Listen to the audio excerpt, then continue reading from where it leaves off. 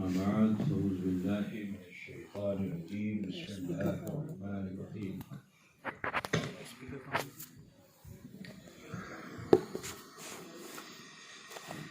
قد أفلح من زكاها صدق الله مولانا العظيم وبلغنا رسوله النبي الأمي الكريم ونحن على ذلك لمن الشاهدين والشاكرين والحمد لله رب العالمين۔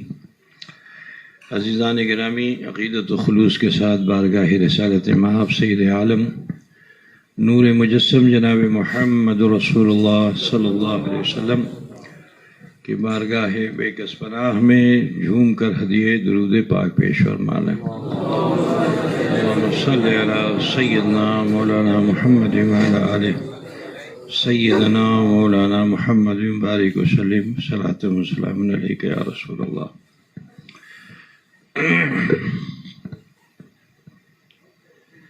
نہایت ہی فخر و انبساط اس بات پر ہے کہ ایسے حالات ہونے کے باوجود بھی اللہ تعالیٰ نے ہم سب کو یہ موقع مرحمت فرمایا کہ آج ہم سب ایک جا ہو کر اللہ اس کے رسول کا ذکر سننے سنانے کے لیے جمع ہوئے ہیں۔ اللہ تعالیٰ ہماری اس حاضری کو قبول و مقبول فرمائے۔ ابھی عزیز القدر نور چشم مولانا سید عہد الدین معاذ اشرف اشرفی جیلانی سے سلمہ سے آپ نے ان کے خطاب کو سماعت فرمایا۔ دعا گو ہوں کہ پروردگار عالم ہم سب کو شریعت مصطفیٰ صلی اللہ علیہ وسلم پر عمل کرنے کی توفیق رفیق عطا فرمائے۔ اللہ رب العزت ارشاد فرماتا ہے قد افلح من زکاہا، تحقیق کہ وہ فلاح پا گیا جس نے اسے مزکا کر لیا۔ اسے سے مراد دل ہے۔ یہ دل مومن کا جو قلب ہوتا ہے یہ پاک اور صافی ہی ہوتا ہے، لیکن بندہ مومن اپنے عمل کے غبار سے اس شیشے دل کو اندھا کر لیتا ہے۔ تو اللہ تعالیٰ نے جو ارشاد فرمایا کہ وہ کامیاب ہے کہ جس نے اپنے دل کو پاک و صاف کر لیا۔ انسان خطا و بھول کا مرکب ہے، انسان سے خطا و بھول ہونا یہ لازمی ہے، لیکن وہ انسان جو اپنی خطا پر نادم و شرمندہ نہ ہو کر ایک دوسری خطا کا غبار اپنے دل پر اور ڈال لے، وہ بہت ہی ناکام انسان ہے۔ کامیاب انسان وہ ہے کہ جو اپنے اس دل کو پاک و صاف کر لے۔ اور پاک و صاف کس طرح ہوگا؟ صفائی قلب کس طرح ہوگی؟ کہ جب ہم اللہ اور اس کے رسول کی دی ہوئی شریعت پر عمل کریں۔ شریعت محمدی صلی اللہ علیہ وسلم ہی وہ عمل ہے کہ جس سے دل مزکا ہوتا ہے، دل صاف ہوتا ہے۔ اس کے لیے ضروری یہ ہے کہ ہم خوف خدا کو اپنے ساتھ رکھیں، اپنا ہر قدم جو ہمیں اٹھانے کا ارادہ ہم رکھتے ہیں تو یہ سوچ لیں کہ یہ قدم کہیں ہمارا غلط راہ پہ تو نہیں ہے۔ تو اسی دل میں اللہ تعالیٰ نے آپ کے لیے ایک ہادی و مرشد بھی رکھا ہے۔ یہ دل جو ہے وہ آپ کے لیے رہبر اور رہنما بھی ہے۔ جس دل کی آپ صفائی کرنا چاہتے ہیں اسی کے کسی حاشیے میں آپ کا وہ مرشد بھی رہتا ہے جو آپ کو ہدایت کی طرف آمادہ کرتا ہے۔ انسان جب کسی عمل کو کرنا چاہتا ہے تو اس دل سے ایک آواز آتی ہے کہ اسے کر لو اور یا اسے نہ کرو.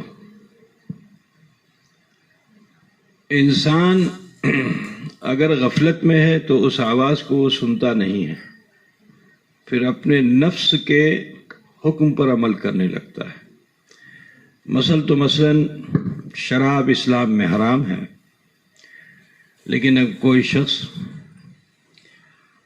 شراب کی طرف آمادہ ہوتا ہے تو یہ دل اس سے آہستہ سے کہتا ہے کہ دیکھو شراب مت پیو،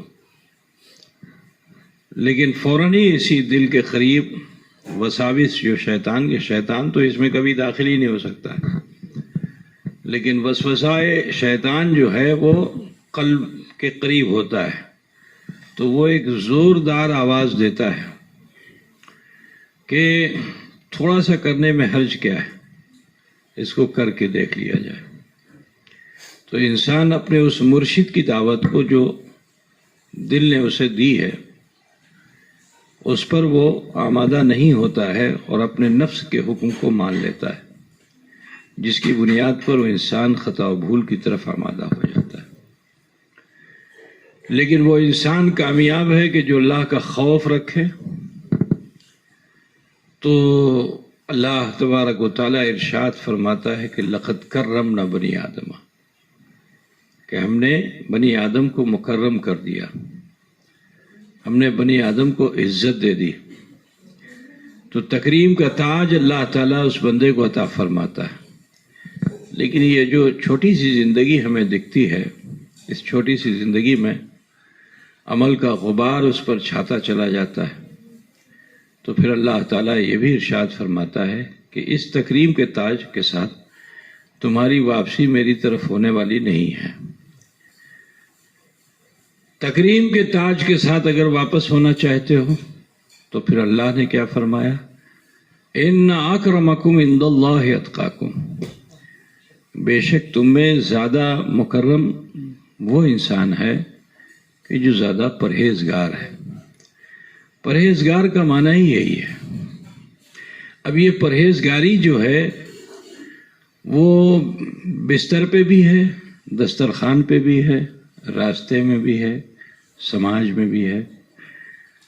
وہی انسان کامیاب ہے کہ جو ہر مقام پہ اپنے آپ کو پرہیزگار بنا کر رکھے، وہی کامیاب انسان ہے. مثلاً دسترخوان پہ بڑی لذیذ غذا رکھی ہوئی ہے، تو لذیذ غذا کو دیکھنے کے بعد خواہش اٹھتی ہے کہ ایک لقمہ کچھ زیادہ لے لیا جائے. لیکن پرہیزگاری یہ ہے کہ حضور صلی اللہ علیہ وسلم نے فرمایا کھاؤ اتنا کہ کھانے سے کم، یعنی خواہش سے کم کھاؤ، تاکہ کیا نام ہے کھانے کی خواہش باقی رہے. اگر آپ نے اس چیز پر عمل نہیں کیا تو جو دانے اللہ کی طرف سے ہمیں رزق کے طور پر ملے ہیں یہ ہمارے لیے نور نہیں نار بن جائیں گے. لیکن اگر ہم نے احتیاط کی، پرہیزگار بن گئے اور فرمان رسول یاد آ گیا، حضور نے کیا فرمایا ہے، سرکار کا خیال آ گیا، اور ہم اس سے رک جاتے ہیں کہ نہیں ہمیں خواہش سے کم کھانا ہے، تو یہی پرہیزگاری ہے. کسی چیز سے رک جانا، چیز وہ جائز ہے، لذیذ ہے، اچھی ہے، لیکن نفس کو ہمیں قابو میں اگر کرنا ہے تو ہمیں نفس کے کہنے کو نہیں ماننا ہے، ہمیں اس کو اپنے تابع کر لینا ہے. اسی طرح آپ راستہ چل رہے ہیں تو راستہ ہے، لیکن اسی راستے میں آپ کو کچھ رکاوٹیں بھی ملیں گی جو آپ کے اس راستے کو بدل دیں. لیکن وہ انسان ناکام ہے کہ جو اپنے عزم و استقلال کے ساتھ اپنی منزل کو پانے کے لیے صحیح راستے پہ چل رہا ہو اور پھر نفس کی خواہش کی بنیاد پر کسی گلی میں وہ داخل ہو جائے. راستہ تو گلی کا بھی ہے، لیکن اس گلی میں جانے پر پھر آپ کامیاب نہیں ہیں، ناکام ہیں. رک گئے اور استقامت کے اس راستے پہ چلتے رہے تو منزل بہت قریب ہے. اتنا قریب ہے کہ حضرت مولائے کائنات مشکل کشا فرماتے ہیں کہ من عرف نفسہ فقد عرف ربہ، جس نے اپنے نفس کو پہچان لیا اس نے اپنے رب کو پہچان لیا. تو ضروری یہی ہے کہ ہم اس پرآشوب دور میں جہاں ہر طرف بڑی رنگینیاں ہیں، بڑی لذت ہے، ہمیں چاہیے کہ ہم ان لذتوں سے آشنا ضرور ہوں لیکن رکنے کی کوشش کریں. راستہ بہت اچھا دکھائی دیتا ہے لیکن دیکھو کہیں یہ راستہ ہمیں بھٹکا دینے والا تو نہیں ہے. تو پھر اپنے قدم کو اگر آپ نے روک لیا تو آپ کامیاب ہو جائیں گے. آپ تمامی حضرات سے ہی کہنا ہے کہ اپنی تہذیب بدلیے، اپنے معاشرے کو بدلیے. اور یہ کوئی ضروری نہیں ہے کہ کوئی مفتی صاحب آپ کو بتائیں کہ دیکھو یہ چیز جائز ہے یہ چیز ناجائز ہے. نہیں، یہ جو مرشد دل میں بیٹھا ہوا ہے یہ آپ کو وہ تعلیم دیتا ہے جو جناب محمد رسول اللہ صلی اللہ علیہ وسلم نے 1400 سال پہلے عطا فرما دی. اسی لیے قرآن پاک میں اللہ تعالیٰ نے صرف یہ نہیں فرمایا کہ تم میرا حکم مانو. کس کے حکم کو ماننے کا حکم دیا؟ لَقَدْ كَانَ لَكُمْ فِي رَسُولِ اللَّهِ أُسْوَةٌ حَسَنَةٌ، تحقیق کہ تمہارے لیے اللہ کے رسول کی زندگی بہترین نمونۂ عمل ہے. تو ضروری یہی ہے کہ ہم حقوق اللہ اور حقوق العباد کو اس دنیا میں حاصل کریں. آپ بہت عمل کی دنیا میں کامیاب ہو گئے، روزے بھی خوب رکھے، نمازیں بھی خوب پڑھی، حج بھی کیے، زکوٰۃ بھی دی، نیکیاں خوب کر رہے ہیں، لیکن اگر آپ نے اپنے عزیز و قریب، پڑوسی، احباب، رشتہ دار کی دل آزاری کر ڈالی تو یہ سارے عمل بیکار ہو جائیں گے. اس کی ایک نظیر ایسے سمجھ لیجئے کہ جسے آپ رمضان کے روزے رکھتے ہیں تو بہت نیک عمل ہے نا. فرمایا کہ وَالصَّوْمُ لِي، روزہ کیا ہے؟ یہ میرے لیے ہے نا. تو روزہ تو آپ نے اللہ کے حکم سے رکھا بڑے محتاط طریقے سے. یہ کیا ہے؟ حقوق اللہ میں ہے. روزہ کیا ہے؟ حقوق اللہ میں ہے. آپ نے 30 دن بہت محتاط گزار دیے، لیکن اس 30 دن کا فائدہ آپ کو کب ملے گا؟ کہ جب آپ تھوڑا سا حقوق العباد کی طرف بھی دھیان دیجئے کہ شریعت کا حکم کیا ہے کہ اب روزے رکھ لیے ہیں تو خوشی کے طور پہ آپ کو دوگانہ نماز ادا کرنی ہے جسے آپ عید کہتے ہیں. لیکن آپ کی عید سعید کب ہوگی؟ کہ اس سے پہلے آپ بہت تھوڑا سا قلیل ہے. فطرہ کتنا ہوتا ہے؟ کتنے آدمی کو آپ کھلا دیں گے؟ آپ نے 100 لوگوں کو کھلایا نہیں کہ وہ بات نہیں ہوئی. 30 دن کے اس روزے کو کامیاب بنانا ہے تو کتنا؟ 2 کلو 45 گرام کیا حیثیت رکھتا ہے. لیکن اس 2 کلو 45 گرام کو اگر آپ حقوق العباد کے لیے پہلے ہی دن سے نیت کر لیں کہ مجھے روزہ بھی رکھنا ہے، یعنی حقوق اللہ کو بھی حاصل کرنا ہے اور حقوق العباد پر بھی عمل کرنا ہے، تو پہلے دن سے اگر آپ نے یہ نیت کر لی اور عید کے روز عید کی اس دوگانہ نماز ادا کرنے سے پہلے اگر آپ نے کسی غریب مسکین محتاج کو یہ 2 کلو 45 گرام دے دیا تو یہ جو حقوق اللہ آپ نے ادا کیے ہیں یہ معلق نہیں رہیں گے، مقبول بارگاہ الہی ہو جائیں گے. تو اسی کا نام تزکیہ نفس ہے. غاروں میں رہنے کا نام تزکیہ نفس نہیں ہے، سجدے میں چلے جانے کا نام تزکیہ نفس نہیں ہے. اللہ تعالیٰ نے جس سماج میں ہمیں رکھا ہے اس سماج کے تمام معاملات و معمولات میں آپ کی شرکت ہو شریعت کے مطابق. تو اگر آپ اس طرح اپنی زندگی کو گزاریں گے تو انشاءاللہ تعالیٰ پروردگار عالم آپ کی نیکیاں ضرور قبول فرمائے گا. علماء نے آپ کو بتایا ہوگا کہ اللہ تعالیٰ نے آپ کو دیا ہے تو حضور نے کیا فرمایا دیا ہے، روزی اللہ کی ہے، اللہ نے آپ کو دیا، اللہ سب کو دیتا ہے، ٹھیک ہے. لیکن سرکار دو عالم صلی اللہ علیہ وسلم نے کیا فرمایا کہ تم اگر خود کھانا چاہتے ہو اور اپنے بچوں کو کھلانا چاہتے ہو تو اپنے پڑوسیوں کا بھی خیال کر لو. خود کھانا چاہتے ہو تو یہ دیکھ لو کہ تمہارے پڑوسی جو تمہارے بغل میں رہتے ہیں کہیں ایسا تو نہیں کہ ان کے وہاں کھانے کا کوئی انتظام نہ ہو. تو اب حضور نے یہ نہیں فرمایا کہ پورے گھر کو تم کھلاؤ. حضور نے یہ نہیں فرمایا کہ تمہارا پڑوسی ہے تم اس کے بچوں کو کھلاؤ، عورتوں کو کھلاؤ، مردوں کو کھلاؤ. نہیں، حضور نے صرف مثال تو تم اپنے بچے کے لیے پھل لاتے ہو، مونگ پھلی لاتے ہو، سنگ دانہ، ٹھیک ہے، تو نیت یہ کر لو کہ اس کا کچھ حصہ جو میں اپنے پڑوس کو بھی پیش کروں گا تحفے میں. تو آپ پورا یہ تو نہیں کہ 1 کلو لے آئے تھے تو 1 کلو پڑوسی کے لیے، نہیں، اس کا کچھ حصہ، تاکہ اگر آپ کا وہ پڑوسی غریب ہے تو وہ شکر ادا کرے. تو جب وہ شکر ادا کرے گا اور اس کے شکم میں وہ ایک دانہ جائے گا تو اس کی برکات آپ کی طرف بھی آئیں گی. یہ میرے رسول کی تعلیم ہے. تو ضروری یہ ہے کہ حقوق اللہ تو وقت وقت پر ہیں، لیکن حقوق العباد ہر وقت ہے. تو حقوق اللہ سے زیادہ ضروری ہے کہ حقوق العباد پر بھی دھیان دیا جائے. اگر آپ اپنے دل کی صفائی چاہتے ہیں، دل کو مصفا مزکا کرنا چاہتے ہیں، ضروری ہے اپنے عزیز و قارب کی دل آزاری نہ کریں، آپس میں صلہ رحم بنیں، اور دکھا کے دینا نہیں، چھپا کے دینا، یہ اللہ تعالیٰ کو زیادہ پسند ہے. تو لہذا آپ سب سے کہنا ہے کہ اپنے سماج میں، اپنے معاشرے میں اخوت المسلمین اور اتحاد بین المسلمین کا ایک بہترین نمونہ آپ سب بن جائیے، اور ایک دوسرے کے لیے غمگسار بنیے، ایک دوسرے کی مشکلوں میں شرکت کیجیے. اسی سے دل مصفا و مزکا ہوگا. ہمیں امید ہے کہ انشاءاللہ تعالی آپ تمامی حضرات اس پر عمل کرنے کی کوشش کریں گے.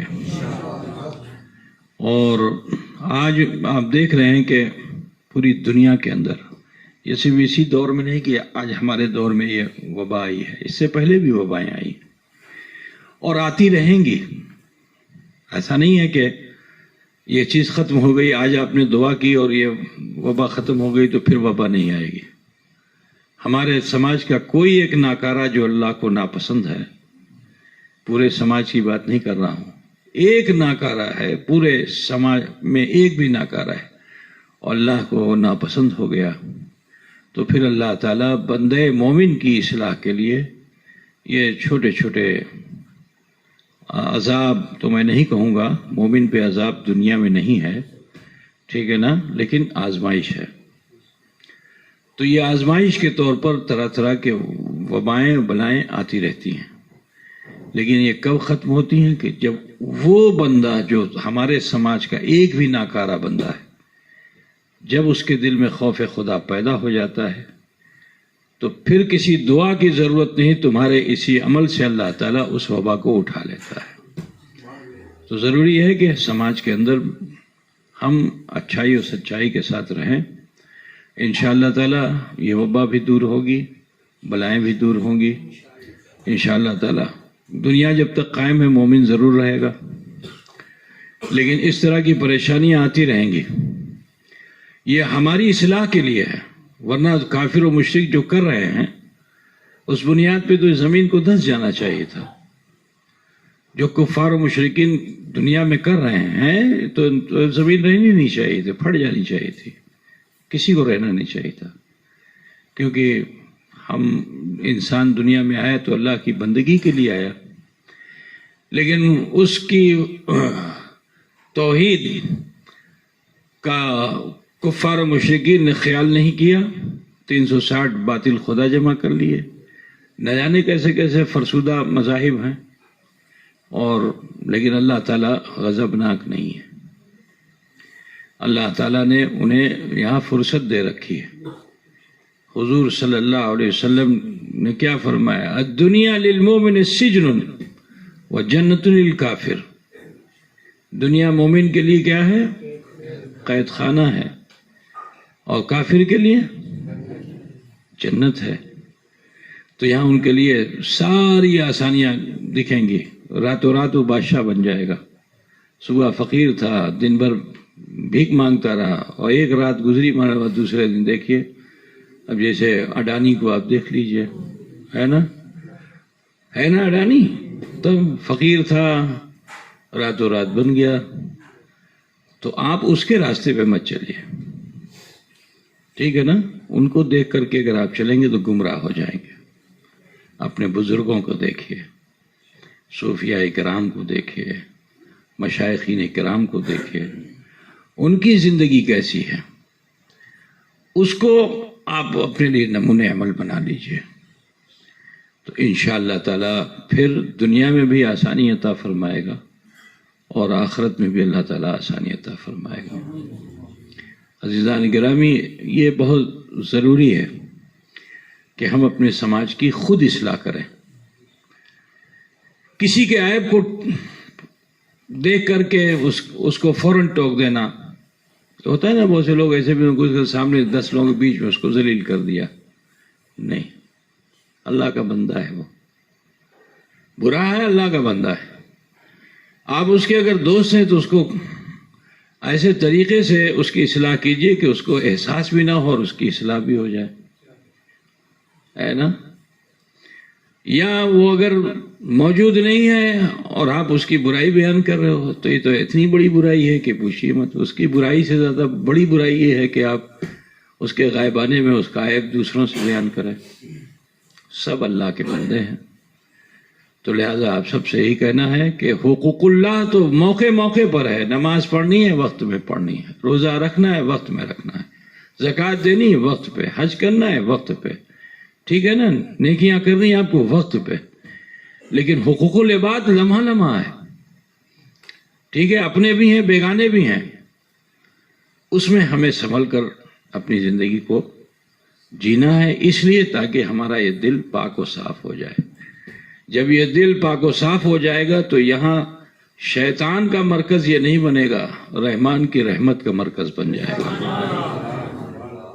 فرمایا رسول کائنات صلی اللہ علیہ وسلم نے کہ قلب المومن عرش اللہ، مومن کا قلب ہی عرش الہی ہے.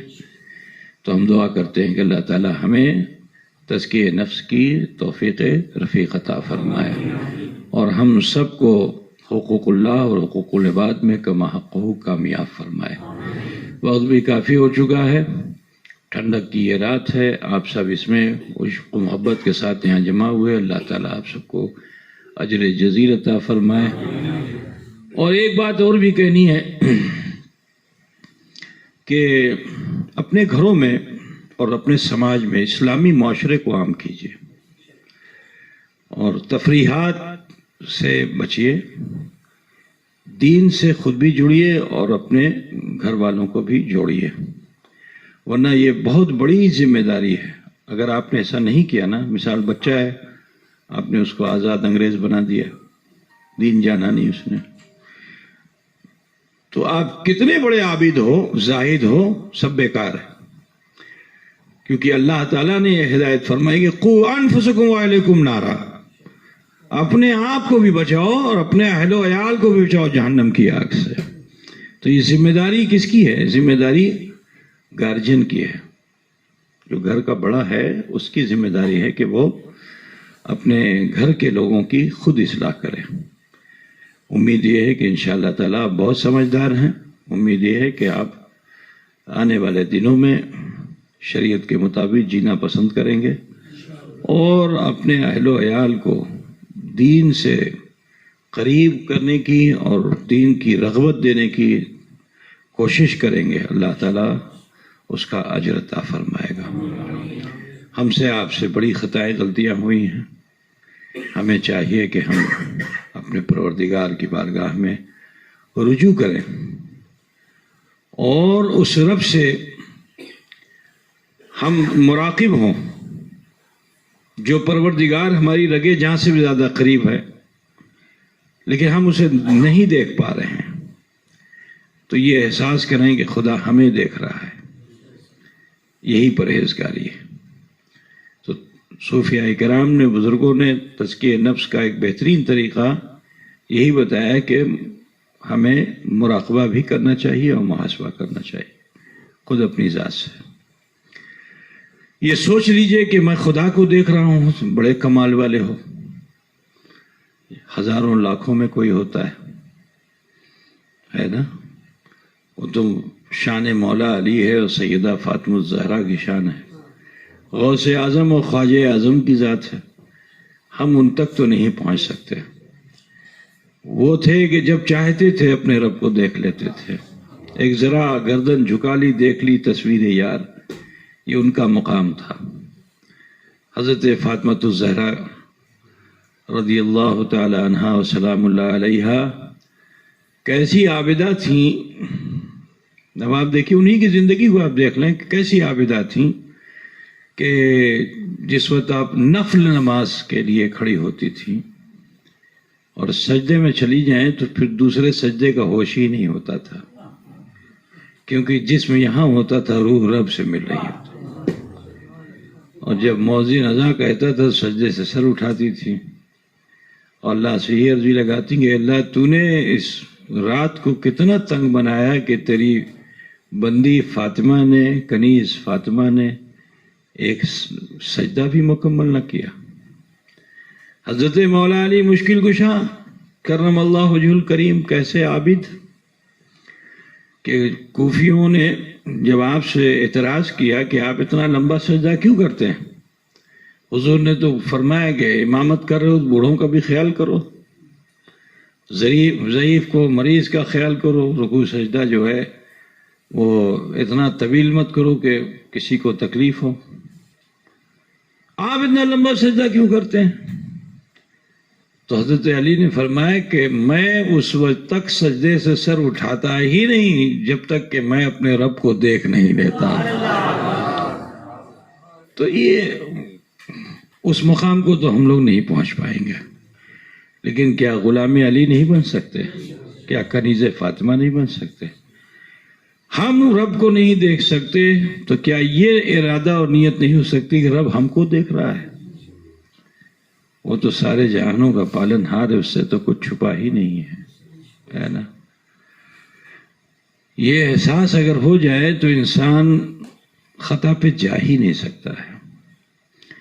تو بزرگوں نے یہ بتایا کہ مراقبہ اور محاسبہ یہ بہت اہم چیز ہے۔ آج افسوس ہے کہ خانقاہوں سے خانقاہی نظام ختم ہو چکا ہے۔ آپ مرید ہو گئے تو اپنے مرشد کی صحبت میں رہنے کا آپ کو موقع بھی نہیں ملا، اور نہ اپنی نیت و ارادہ کیا، نہ مرشد نے ایسا موقع فراہم کیا۔ غلطیاں دونوں طرف سے ہیں، میں تو یہی کہوں گا، ہماری طرف سے بھی ہے، تمہاری طرف سے بھی ہے، سماج کی تیز رفتاری کی بنیاد پہ۔ گزرے ہوئے دنوں میں سال بہت دیر میں آتا تھا، ابھی سال بہت جلدی آ جاتا ہے، اتنا تیز رفتاری کی زندگی ہم گزار رہے ہیں۔ وہ صوفیاء کرام تھے کہ جو مرید ہو گیا تو اس کو ایسی تربیت دیتے تھے کہ وہ مراد بن جاتا تھا، ہے نا، اور وہ اپنے مرشد کے بتائے ہوئے راستے ہی پہ چلتا تھا، پھر اسی سے اسلام بھی پھیلتا تھا۔ جو مراقبے محاسبے کی تعلیم حاصل کر کے چلا گیا، پڑھا لکھا بھی نہیں، جاہل بھی تھا، پورے ہندوستان ہی کا، دنیا کی بات تو چھوڑ دیجیے، آپ ہندوستان کا کیا گجرات کا ہی جائزہ لے لیجیے کہ مثلاً حضرت شاہ عالم اور تاریخ بتا دیجیے کہ ہمت نگر کب آئے وہ، لیکن یہ تاریخ ہے کہ ان کا مرید، ان کا چاہنے والا ہمت نگر آیا۔ بات سمجھے نا، حضرت مخدوم اشرف جہانگیر سمنانی جہانگیر تھے، لیکن رشد و ہدایت کو جب عام فرمایا اپنے تو ایک مقام پہ بیٹھ گئے، یا اپنے خلفاء کو کسی جگہ بٹھا دیا، ٹھیک ہے۔ تو اسلام پھیلا کس سے؟ مرشد سے نہیں، مرید سے۔ جو کافروں نے، مشرکوں نے، گمراہوں نے مرشد کو نہیں دیکھا، مرشد کے مرید کو دیکھا، تو کہا جب مرید کا یہ عالم ہے تو مرشد کا عالم کیا ہوگا؟ تو آج ہندوستان میں جو لاکھوں کروڑوں کی تعداد میں مسلمان دکھائی دے رہے ہیں، اس کی ایک وجہ یہ تھی کہ مرید حقیقت میں مراد بن گیا تھا. جہاں وہ چلا گیا اس کے چہرے پر اس کے مرشد کا جلوہ نظر آتا تھا، اور جو لوگ دیکھتے تھے اس کی تابناکیوں سے متاثر ہوتے تھے اور اپنی برائیوں کو چھوڑ کر کے ان نیک بندوں کا ساتھ دے دیتے تھے. تاریخی بتا رہی ہے، اس میں سب علامہ مولانا مفتی نہیں تھے، کوئی تاجر تھا، کوئی کسان تھا، کوئی غیر مسلم تھا، اسلام لایا تھا، کچھ دنوں صحبت حاصل کی تھی اور وہ چلا گیا تھا. کام اپنا ہی کرتا تھا، پیری مریدی خالی دامن پھیلا کے مرید نہیں کر رہا تھا. وہ تجارت کرنے کے لیے کسی گاؤں میں پہنچ گیا. لوگ کپڑا بیچنے والوں کو لوگوں نے دیکھا کہ وہ ناپتا تو صحیح تھا، کاٹنے پہ 2 انچ جو ہے گھٹا کے کاٹتا تھا.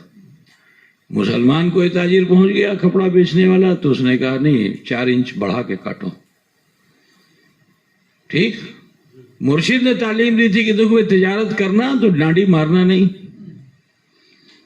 ڈانڈی مارنا نہیں، ترازو ہاتھ میں لینا تو خریدنے والے کی طرف جھکانا، اپنی طرف نہیں.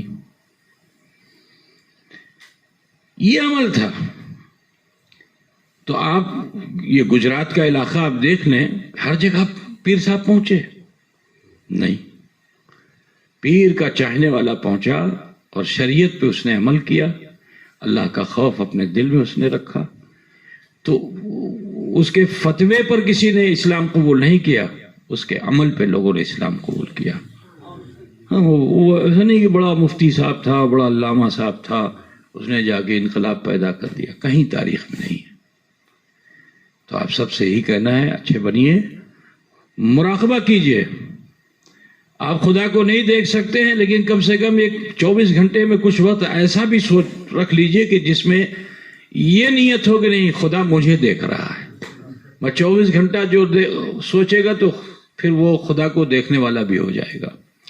لیکن کم سے کم اتنا تو سوچ لو کہ خدا مجھے دیکھ رہا ہے، ڈر جاؤ. اور پھر وہاں گنتی مت گناؤ کہ اللہ میں نے صبح سے شام تک اتنے فقیروں کو زکوٰۃ دے دی، اے اللہ میں نے اس کو کپڑا دے دیا، اے اللہ میں نے اس کو وہ دے دیا. نیکیاں مت گناؤ. اللہ تعالیٰ دنیا میں تم سے تمہاری نیکیوں کا حساب نہیں لے گا. بزرگ بہت مشہور مسئلہ ہے کہ نیکی کر دریا میں ڈال. کیا مطلب ہے اس کا؟ کیا اس کو یاد بھی نہیں کرنا ہے ہمیں؟ ہمارے زمانے میں کیا مسجد بنانے والے بنا لیا مسجد، لیکن وہ اپنی جگہ پہ جمع ہوا ہے کہ مسجد میں نے بنائی ہے، مدرسہ میں نے بنایا ہے. نہیں، یہ نیکیاں تم نے کی، اللہ کے وہاں یہ اسٹور ہے. جب ہم اور آپ محشر میں پہنچیں گے تو اللہ تعالیٰ اس سے جیسے سورج چمک رہا ہے نا، اسے تمہارا عمل چمکے گا وہاں پہ.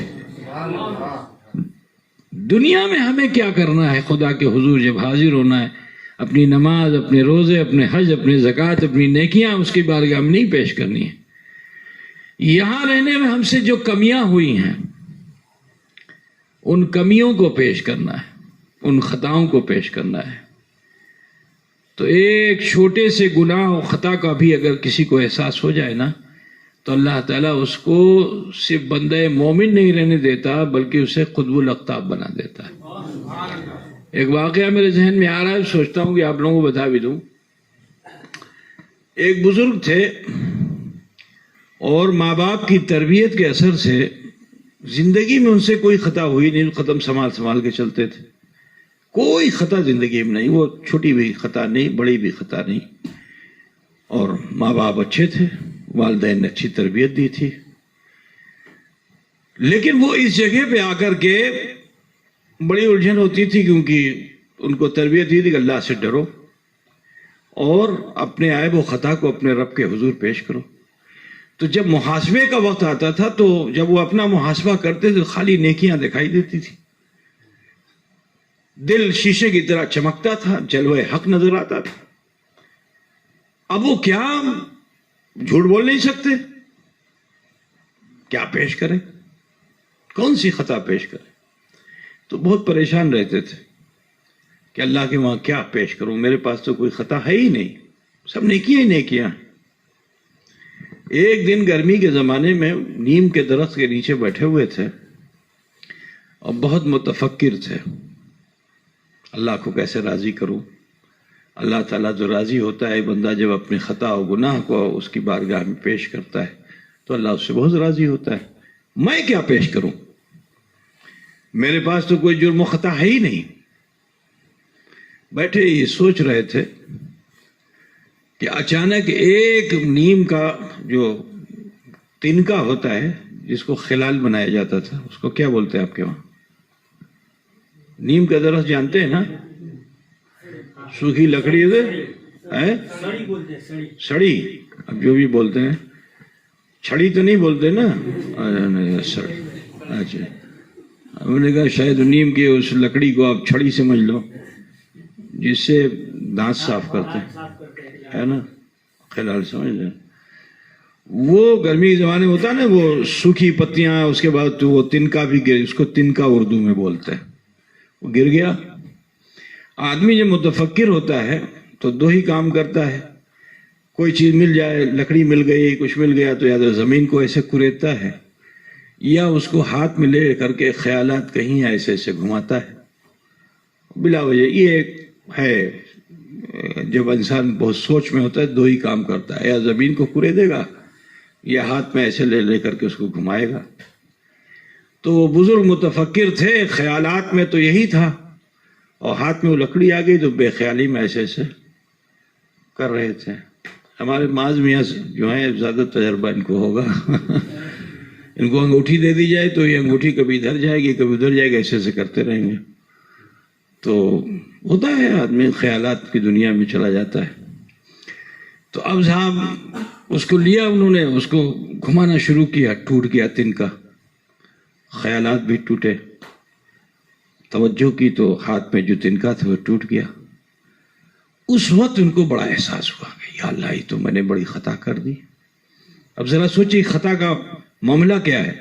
ہم لوگ بڑی بڑی خطاؤں کو پر دھیان نہیں دیتے، وہ اللہ والے کیسے کہ چھوٹی چھوٹی، اتنی چھوٹی سی خطا کا بھی احساس انہیں اللہ سے ڈرنے پہ آمادہ کر گیا۔ وہ انسان کہا یہ تو کسی غیر کے درخت کے سائے میں بیٹھا ہوں، ایک تو یہ بغیر اجازت کے بیٹھا ہوا ہوں، اس کا فائدہ لے رہا ہوں، پھر اس کے درخت سے گرا ہوا یہ تنکا جو زمین پہ پڑا ہوا ہے، اس کو فقہ کی زبان میں لقطہ بولتے ہیں، پڑی ہوئی چیز کوئی۔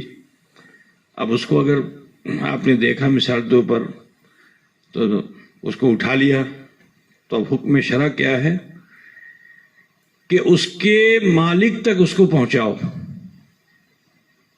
ڈھونڈو، تلاش کرو، بسیار تلاش کے باوجود اگر نہ ملے تو بیت المال میں جمع کر دو، اور اگر مل جائے تو اس تک پہنچاؤ، اس سے معافی بھی مانگو۔ اب یہ بزرگ جو تھے، اور تیسرا راستہ کیا ہے کہ اگر یہ نہیں کر سکتے ہو تو جہاں سے اٹھایا ہے وہیں رکھ دیجئے۔ اب بزرگ نے یہ سوچا کہ یا اللہ، یہ تو لقطہ ہے اور وہ بھی اس کو میں نے ناقص کر دیا۔ خیال کیجئے کہ مطلب وہ تو بڑا تنکا تھا نا، وہ ٹوٹ گیا، کہا اس کو میں نے ناقص کر دیا، اب کس منہ سے میں اس کے مالک تک جاؤں؟ میرا مالک حقیقی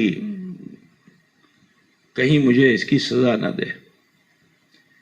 اس وقت ان کی ایک چیخ نکلی اور غش کھا کے گر گئے، بے ہوش ہو گئے، ہفتوں پڑے رہے، حتیٰ کہ حضرت خضر علیہ السلام تشریف لائے اور آنے کے بعد ان کو بیدار کیا اور مبارکباد پیش کی کہ اے بندہ خدا، تمہارے اس عمل سے اللہ راضی ہو گیا اور اللہ تعالیٰ نے تمہیں درجہ ابدالیت عطا کر دیا۔ تو دیکھو، ایک چھوٹا سا عمل اگر مقبول بارگاہ الہی ہو جائے تو اللہ تعالیٰ کیسا مقام و مرتبہ عطا فرماتا ہے۔ آج ہم ہیں کہ اپنی زندگی میں بہت سی خطائیں لے کے بیٹھے ہوئے ہیں، چھپا کے بیٹھے ہوئے ہیں، اور ہمیں احساس بھی نہیں ہے۔ تو ضرورت اس چیز کی ہے کہ ہم اپنے عیب و خطا کو تلاش کریں۔ صوفیاء کرام کے وہاں یہی تعلیم رہی ہے، یہی تعلیم رہی ہے یہ نہیں کہا کہ لے لو اور یہ تسبیح لو اور ہزارہ تسبیح لے کے بیٹھو، اور نہیں. جب تک یہ برتن صاف نہیں ہوگا آپ جو چیز اس میں جمع کرو جمع ہو پائے گی؟ آپ لوگ تو دودھ کا کاروبار کرتے ہو، ہر گھر میں بھینس ہے، لیکن دودھ کو اچھے برتن میں، صاف برتن میں اگر نہیں رکھا تو دودھ بچے گا؟ دودھ تو پھٹ جائے گا. معلوم کیا ہوا کہ دودھ کو رکھنے کے لیے ضروری ہے کہ پہلے یہ دل صاف ہو. اگر یہ دل نہیں صاف ہوگا تو یہ ذکر و اذکار، یہ عملیات، وظائف، جو کچھ بھی تم کرو گے یہ وہاں پہنچ کر کے پھر اچھا نہیں ہوگا، وہ خراب ہو جائے گا. ٹھیک ہے نا؟ تو اس لیے ضروری یہ ہے کہ ہم روزانہ کم سے کم 2 منٹ 5 منٹ یہ وقت نکالیں. میں 24 گھنٹے کی بات نہیں کرتا ہوں، صرف 2 منٹ 5 منٹ اگر ہر انسان نکالے اور یہ خیال کرے، مراقبہ کرے، محاسبہ کرے اپنے رب سے، اور اپنی خطاؤں غلطیوں کو جانے انجانے میں قصداً سہون جو تم سے ہم سے ہوئی اس کو ہم اپنے رب کے حضور پیش کریں، تو ایک نہ ایک دن ایسا ضرور آئے گا. بڑے گناہ تو اپنی جگہ پہ ہیں، کسی چھوٹی سی خطا کا احساس اگر ہمیں ہو گیا تو اس دل سے ایسا پمپ ہوگا، ایسا لگے گا کہ جیسے کوئی نشتر چبھوتا چلا جا رہا ہے. یہاں سے درد اٹھے گا، یہ درد اٹھتے اٹھتے حلق پہ پہنچے گا، حلق کو کس دے گا، آنکھوں میں پہنچے گا، آنکھوں کو گرم کر دے گا. لیکن سرکار دو عالم صلی اللہ علیہ وسلم فرماتے ہیں کہ جس وقت یہ مغفرت کا آنسو دل سے نکل کر پلکوں کے پپوٹوں پر پہنچتا ہے تو حضور فرماتے ہیں کہ پلکوں کے پپوٹوں پر پہنچنے سے پہلے ہی اللہ تعالیٰ اس کے ڈھیر سارے گناہوں کو معاف فرما دیتا ہے. وہ ایسا رحمان و رحیم ہے. تو عزیزو، ہمیں چاہیے کہ ہم کم سے کم 24 گھنٹے میں 2-5 منٹ ضرور ایسا نکالیں جس میں ہم غور کریں ہم سے کیا بھول ہوئی، ہم سے کیا خطا ہوئی. ایک نہ ایک دن زندگی میں توبہ نصوحہ ضرور حاصل ہو جائے گی. اس کے عادی بن جائیے، اس کو ٹریڈیشن بنا لیجئے. ٹھیک ہے نا؟ ٹریڈیشنلی آپ اس پر عمل کیجئے. ایک دن احساس ضرور بیدار ہوگا، اور جس دن احساس بیدار ہو گیا وہی دن مغفرت کا دن ہوگا. وہ آنسو اتنا گراں قدر ہو جائیں گے کہ ان آنسوؤں کے بدلے اللہ تعالیٰ آپ کی خطاؤں کو تو معاف کرے گا. ایک حدیث کا مفہوم اور بھی بتا دوں کہ کل میدان محشر جب ہم اور آپ پلسرات سے گزریں گے نا تو وہاں بھی یہ آنسو ہمارے کام آ جائیں گے. جس وقت رسول کائنات صلی اللہ علیہ وسلم اپنی امت کو پلسرات سے آتے ہوئے دیکھیں گے تو سجدے میں جا کر رو رو کر رب کی بارگاہ میں کیا عرض کریں گے؟ رب سلم، رب سلم، اللہ سلامتی دے. سلام اپنے لیے، اپنی امت کے لیے جو پلسرات سے گزر رہے ہیں، مشکلات سے گزر رہے ہیں. کیا عرض کریں گے؟ رب سلم، رب سلم. اللہ رحیم، اللہ کریم اپنے حبیب کو اس حال میں جو دیکھے گا تو فرشتے کو بھیجے گا کہ فرشتے جاؤ اس پیالے کو لے کر جاؤ اور میرے حبیب سے کہو کہ اس پیالے کا پانی لے کر کے جہنم پہ چھیٹا مارے. اس کی وجہ کیا ہے کہ آسی پرمعاصی امتی گزرے گا تو یہ جو جہنم کے شعلے ہیں نا، اس کی لپک دونوں طرف سے، چاروں طرف سے اپنے گھیرے میں لے رہی ہوگی. شعلہ نکلتا ہے نا تو یہ اپنے گھیرے میں لے رہی ہوگی. امت جہنم کی اس سوزش میں جب ہوگی تو حضور یہ فرمائیں گے رب سلم. فرشتہ آئے گا، آ کر عرض کرے گا یا رسول اللہ سجدے سے سر اٹھائیے اور اس پیالے کا جو پانی ہے اس کا چھیٹا ماریے. سرکار دو عالم صلی اللہ علیہ وسلم جہنم کی طرف توجہ فرمائیں گے جہاں ان کا امتی اس کی سوزش کو حاصل کر رہا ہوگا. حضور اپنی امت پہ نظر رکھیں گے، ہاتھ پیالے پہ ڈالیں گے، ایک مٹھی پانی لیں گے اور جہنم پہ چھیٹا مار دیں گے تو جہنم کے شعلے دب جائیں گے. گنہگار امتی محشر میں اس طرح جب پہنچے گا تو حضور فرمائیں گے کہ فرشتے یہ بتاؤ اس پانی میں کیسی تاثیر تھی کہ جہنم کے شعلے دب گئے؟ تو فرشتہ عرض کرے گا یا رسول اللہ یہ کوئی اور پانی نہیں ہے، یہ آپ کی امت کی آنکھوں سے نکلا ہوا وہ اشک ہے جو ندامت کا تھا، جو خشیت کا تھا، جو خوف کا تھا۔ تو جو خوف و خشیت کا پانی تھا یہ اس پانی کا اثر ہے۔ تو ذرا خیال کرو اے عزیزو، وہاں سے گزرنے والا کوئی ہمارا پڑوسی ہوگا، کوئی رشتہ دار ہوگا، کوئی بندہ مومن ہوگا، تو اللہ تعالیٰ دنیا میں تو ہمیں بخش دے گا، لیکن ہمارے آنسوؤں کے بدلے اللہ تعالیٰ جہنم کے اس مشکل میں بھی جہاں سے وہ گزر رہا ہوگا امتی، اسے اللہ آسانی عطا فرما دے گا۔ تو ان آنسوؤں کی ایسی اہمیت ہے، تو آپ سب سے کہنا ہے کہ اس کے عادی